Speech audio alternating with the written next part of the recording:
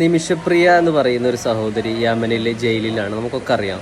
പക്ഷെ അവരുടെ രക്ഷാദൗത്യവുമായിട്ട് ഏർപ്പെടുന്ന കുറേ ആളുകളുണ്ട്. അവർക്ക് വേണ്ടി പരിശ്രമിക്കുന്ന അവരെ രക്ഷപ്പെടുത്താൻ. അവിടെയും വന്ന് വർഗീയത പറയുന്ന ആളുകളോട് നമുക്ക് എന്താ പറയാൻ പറ്റുക?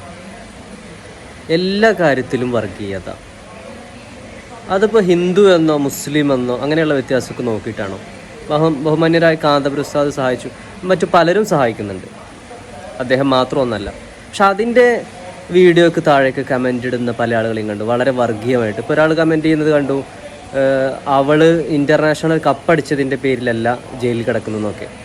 പക്ഷേ ഇസ്ലാമിക രാജ്യത്ത്, പ്രത്യേകിച്ചും ഒരു ഇസ്ലാമിക് റൂൾ നിലവിലിരിക്കുമ്പോൾ, കൊല്ലപ്പെട്ട ആളുടെ കുടുംബം മാപ്പ് കൊടുക്കുകയാണെങ്കിൽ ആ കൊലപാതകി അല്ലെങ്കിൽ കൊലയാളിയെ ജയിൽ മുക്തയാക്കാനും വധശിക്ഷയിൽ നിന്ന് രക്ഷപ്പെടുത്താനുമുള്ള അനുമതി നിയമം ഇസ്ലാമിലുണ്ട്. അപ്പോൾ നിങ്ങൾ നിസ്കരിക്കാൻ പോവുകയാണ് പള്ളിയിലേക്ക് എന്ന് വിചാരിക്കുക. ഒരാളവിടെ മരിക്കാൻ കിടക്കുമ്പോൾ നിസ്കാരമാണോ വലുത്? അയാളെ രക്ഷിക്കലാണ് പ്രധാനം. നിസ്കാരത്തെക്കാൾ പ്രധാനമാണ് ഒരാളുടെ ജീവൻ രക്ഷിക്കുക. അങ്ങനെ പറയുന്നൊരു മതമാണ് ഇസ്ലാം.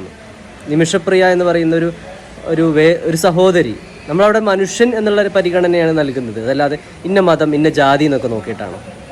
വർഗീയത വിളമ്പെന്ന് മാത്രമല്ല, അത് സോഷ്യൽ മീഡിയയിൽ വന്നിട്ട് വിസർജിക്കുന്നവരോടൊന്നും പറയാനില്ല.